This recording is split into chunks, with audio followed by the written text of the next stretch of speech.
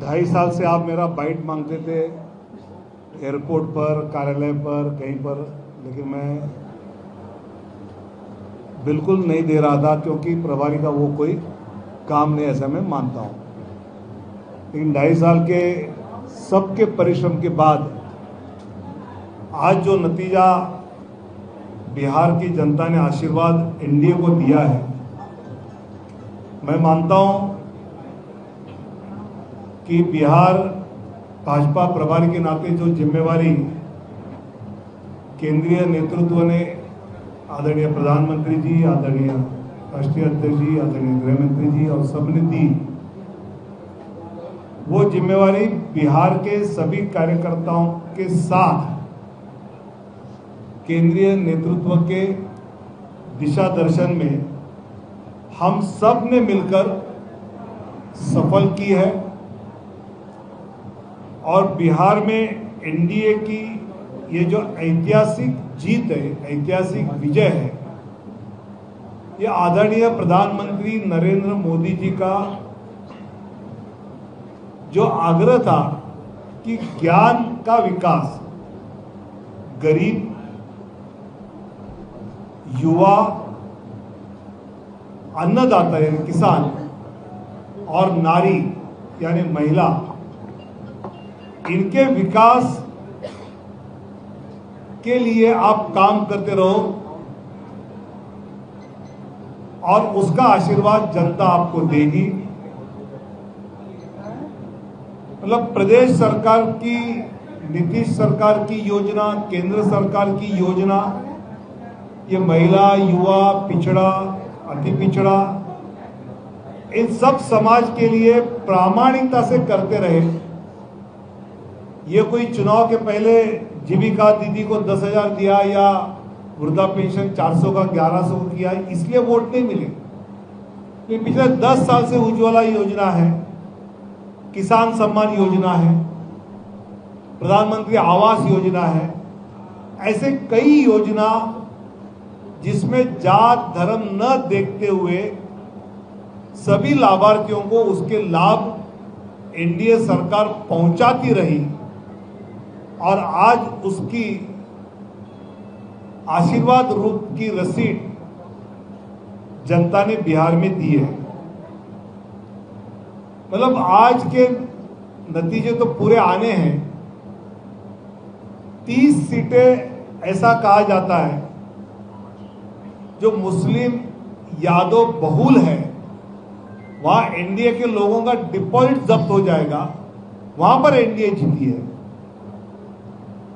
60 सीटें जहां एससी समाज बहुल है, जहां भाजपा को कोई खड़ा नहीं करेगा, ऐसी कांग्रेस के नेता, आरजेडी के नेता कहते थे, वहां 60 सीटें एनडीए जीता है। अति पिछड़ा क्षेत्र में तो 110 सीटें जीते हैं। इसका मतलब यह है कि बिहार की जनता ने विकास की राजनीति पर अपनी मोहर लगा ली है। भाजपा ने अपने चुनावी नारा में टैगलाइन की थी, रफ्तार पकड़ चुका है बिहार, विकास की रफ्तार पकड़ चुका है बिहार।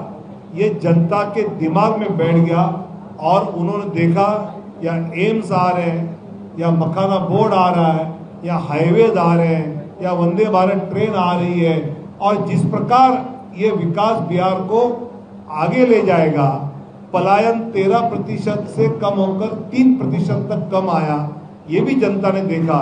इसलिए हर घर में नौकरी और हर जीविका दीदी को नौकरी वाला लालू जी तेजस्वी का नारा लोगों ने ठुकरा दिया। ये हमने यहां जाना है।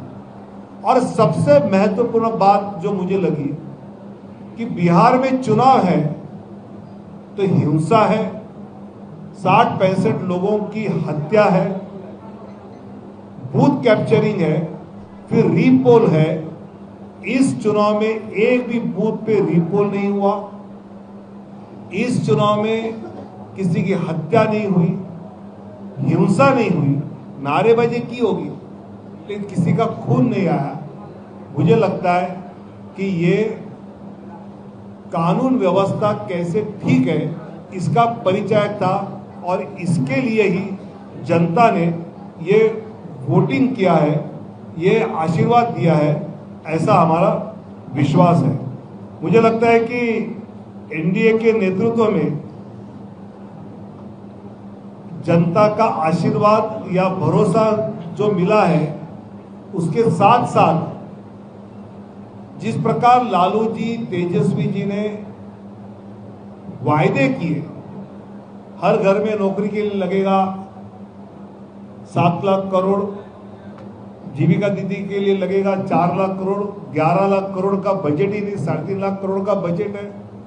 बिहार का आदमी गरीब जरूर है लेकिन बुद्धिमान है, वो जानता है कि वास्तव क्या है, सच क्या है, और इसलिए झूठे नारों के पीछे न जाते हुए अब राहुल गांधी जी का वोट चोरी का ही है।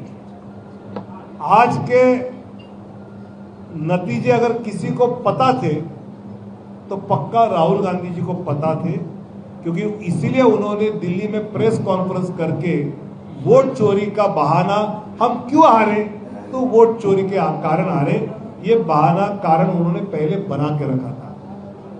वोट चोरी ये मुद्दा ही नहीं है। जो वोटर लिस्ट से कम हुए वो डबल थे, मृत थे, बांग्लादेशी थे, घुसपैठिए थे, इसके कट गए। और ये अगर कटे हैं तो बिहार का नागरिक खुश है कि यार डबल नहीं है, कहीं मुंबई में नौकरी कर रहा है, कोई सूरत में कर रहा है, कोई बंगलोर में कर रहा है, कोई पुणे में कर रहा है, तो उसका वोटर लिस्ट में नाम वहां है तो यहाँ नहीं रहेगा। अगर घुसपैठ है तो उसका नाम नहीं रहेगा। और ये भी राहुल गांधी जी का वोट चोरी का नारा भी पूरी तरह बिहार की जनता ने साइड कर दिया, ये कोई मुद्दा ही नहीं, ये भी उन्होंने बता दिया। और इसलिए बिहार की जनता ने जिस प्रकार बिहार के विकास की रफ्तार बढ़ाने के लिए वोटिंग किया है, तो आने वाले दिनों में बिहार के विकास की रफ्तार एनडीए सरकार बढ़ाएगी, इतना मैं आश्वस्त करता हूं। और सभी बिहार की जनता को बहुत बहुत धन्यवाद देता हूं। बहुत बहुत धन्यवाद। एक सवाल उठ रहा है कि एक सवाल उठ रहा है कि 14 तारीख के बाद क्या होगा, कौन होगा मुख्यमंत्री, क्योंकि विपक्ष पहले से कह रहा था कि नीतीश जी को मुख्यमंत्री नहीं बनाएंगे। कब तक हम माने कि सभी बातें समय पर होंगे। आज जनता ने जो आशीर्वाद दिया है उसके जीत में आप हमारे आनंद में आप सभी सम्मिलित हुए। आपके सभी सवालों का जवाब सही समय पे मिलेगा।